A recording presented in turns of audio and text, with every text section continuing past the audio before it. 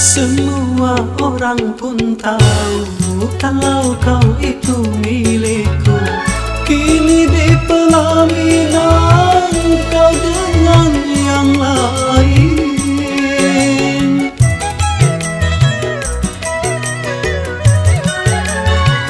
Betapa hancur hatiku dan juga orang tuaku atas segala hinaan ayah bundamu. Kemana ku bawa derita hatiku ini?